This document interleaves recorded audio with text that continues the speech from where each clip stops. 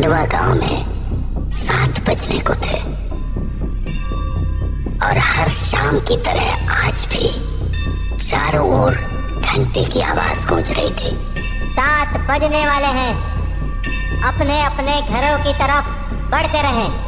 7 बजने वाले हैं, अपने अपने घरों की तरफ बढ़ते रहें। हेलो जी राणा साहब। बोला 7 बजने वाले हैं, सब लोग घर गए या नहीं? जी जी राणा साहब, लगभग सब चले ही गए। लगभग? तू जानता है ना 7 बजे के बाद क्या होता है? फौरन घर भेज सबको। जी जी आप चिंता मत कीजिए, 7 बजने से पहले मैं सभी को घर भेज दूंगा। ठीक है, तू भी जल्द घर चले जा। जी राणा साहब, कल मिलते हैं। देव। हाँ हाँ पापा।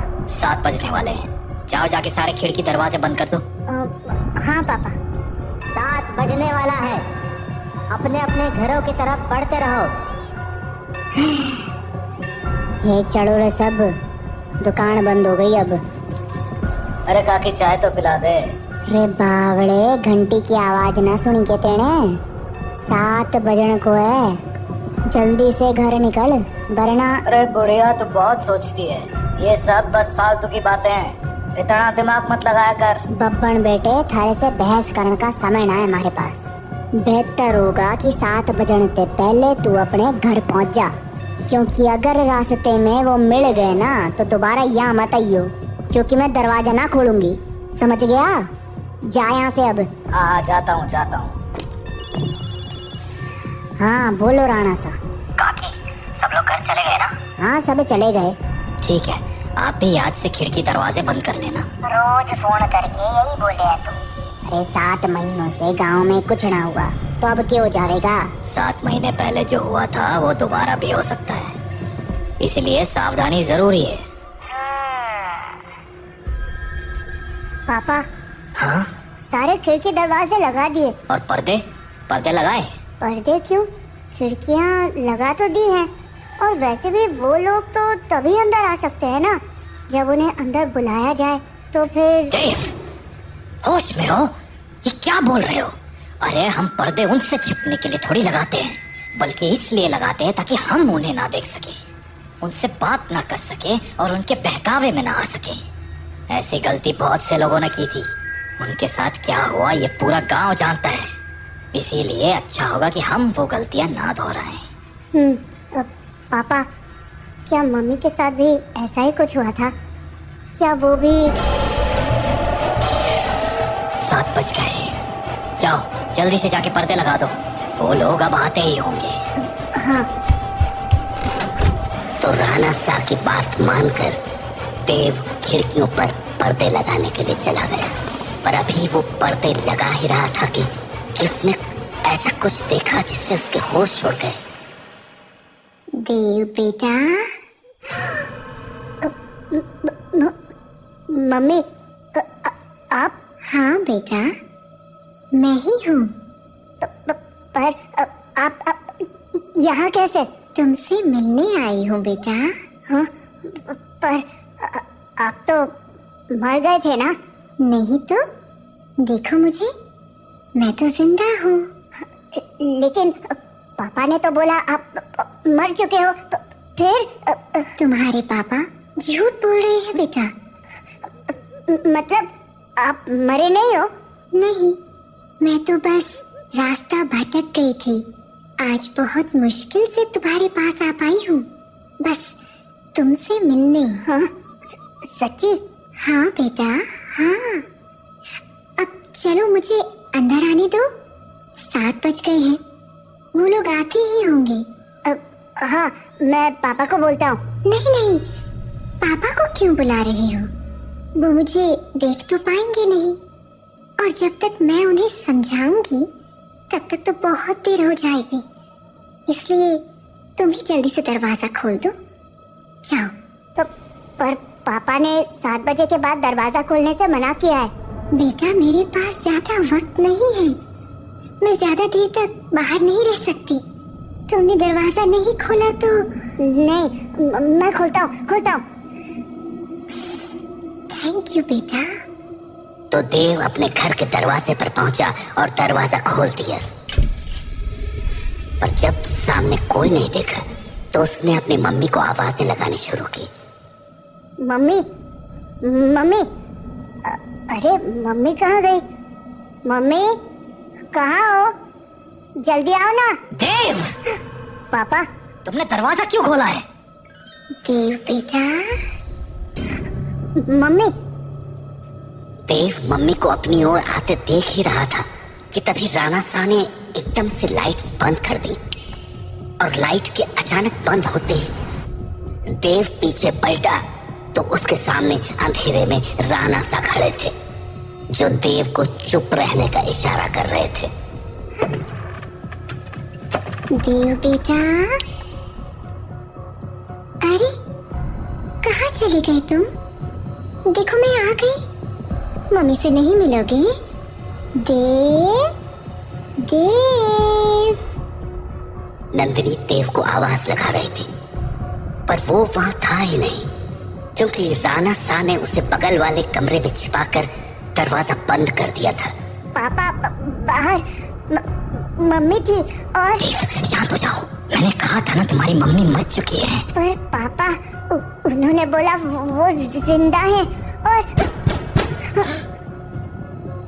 देव बेटा, तुम अंदर हो ना? दरवाजा नहीं खोलोगे? तुम्हारी मम्मी आ गई। दरवाजा खोलो बेटा। पापा, कोई आवाज मत करो। लेकिन पापा, मुझे मम्मी से मिलना है। तुम्हें अगर सच में लगता है कि वो तुम्हारी मम्मी है तो उनसे कल सुबह मिल लेना, ठीक है? पर अभी के लिए शांत हो जाओ। राणा साहब, ओ राणा साहब, अरे मिलने दो ना मुझे देव से। कब तक झूठ बोलोगे उससे कि मैं मर चुकी हूँ? राणा साहब, आप सुन रहे हो ना? पापा। बेटा बिल्कुल भी ध्यान मत दो और आंख बंद करके सो जाओ। पर पापा, मम्मी ये क्या बोल रही है? शांत रहो देव, कल सुबह मैं तुम्हें सब समझा दूंगा, पर अभी के लिए चुपचाप आंखें बंद करो और सो जाओ।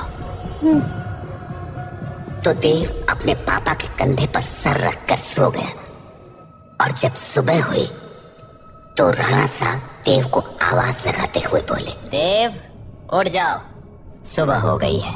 हाँ, सुबह हो गई तो मम्मी से मिल सकते हैं ना आप?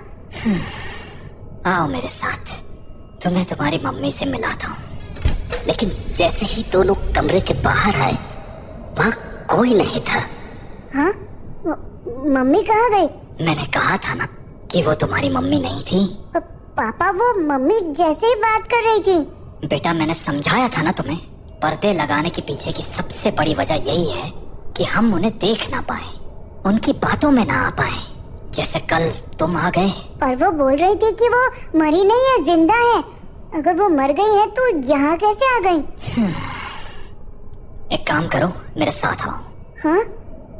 कहाँ पापा? बस चलो मेरे साथ, तुम्हें कुछ दिखाना है।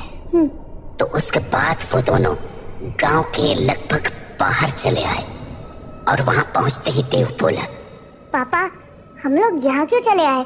बताता हूँ, पर पहले आस-पास देखकर ये बताओ कि यहाँ क्या दिख रहा है तुम्हें? यहाँ तो कुछ भी नहीं है। आसपास बहुत सारे पेड़ हैं। सामने गांव से बाहर जाने का रास्ता है और पास में बब्बन भैया का घर है। तुम्हें कहीं पर कोई बस दिख रही है क्या? हाँ, वो उस तरफ एक पुरानी सी बस है। क्यों? बेटा ये वही जगह है जहाँ तुम्हारी मम्मी की मौत हुई थी। हाँ, उस दिन हमें शहर से लौटने में देरी हो गई थी और गांव पहुंचते पहुंचते सुबह के 4 बज गए।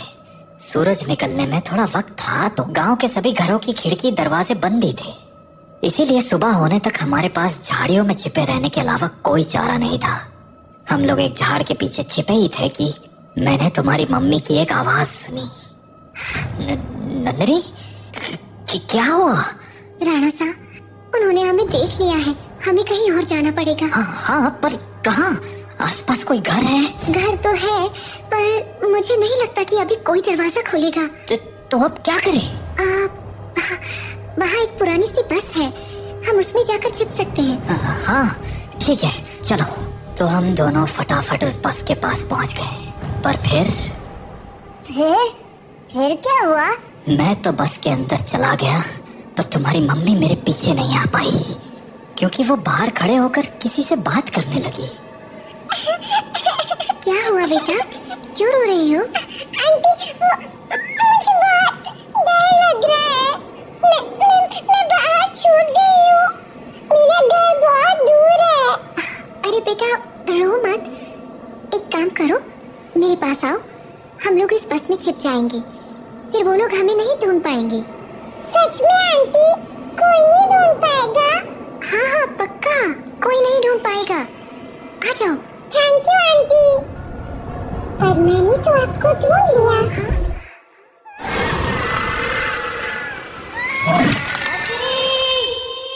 मैं नंदिनी को बचाने के लिए बस के बाहर जाने लगा, पर तब तक बहुत देर हो चुकी थी। बस को उन लोगों ने चारों तरफ से घेर लिया था। हेलो अंकल, बाहर आओ ना, खेलो हमारे साथ। और शायद मुझे देखकर हंसे जा रहे थे।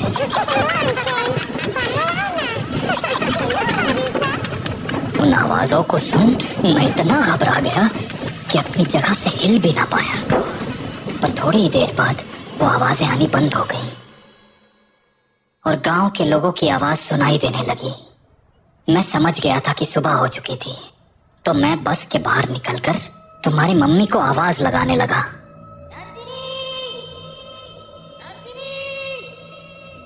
पर वहां अब कोई नहीं था। मैं कई दिनों तक उसके लौटने का इंतजार करता रहा, पर वो नहीं लौटी।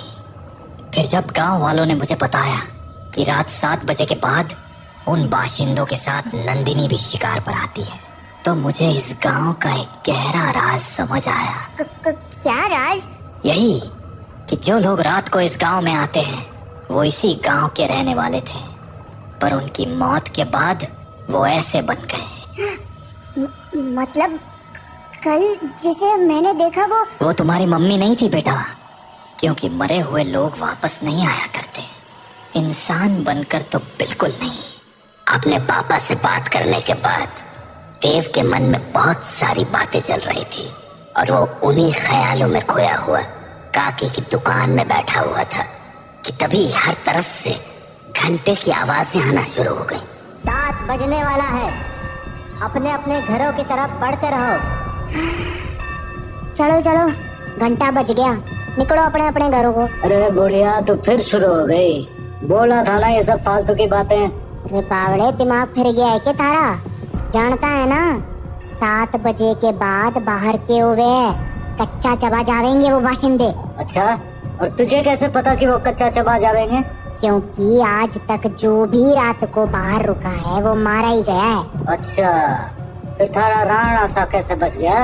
हाँ, वो भी तो फंसा था ना रात को अपनी लुगाई के साथ। मैंने बोला ना, थारी फालतू बातें सुनने के लिए हमारे पास टेम ना है। जा निकल अब यहाँ से। हाँ जाता हूँ। इतना कहकर बब्बन वहाँ से चला गया, पर बब्बन की बात ने देव का ध्यान जरूर खींच दिया था। तो वो भी अब ये सोचने लगा था कि उस रात उसकी मम्मी तो मर गई, पर पापा कैसे बच गए।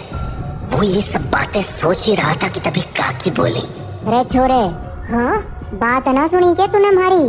बोला ना घर निकल।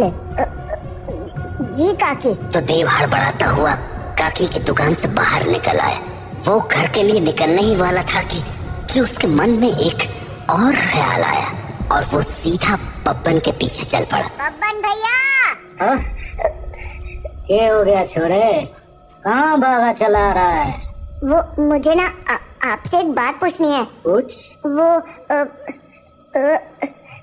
अरे जल्दी बोल, पता है ना 7 बजने को है। तू घर नहीं पहुंचा तो थारा बाप सर पीट लेगा। वो आप वहाँ काकी को बोल रहे थे ना कि एक रात मेरे पापा और मम्मी बाहर रह गए थे और मम्मी को तो उन लोगों ने मार दिया था, पर पापा किसी तरह बच गए। तुम्हारे पास मारी ही बात दोहराने आया है के?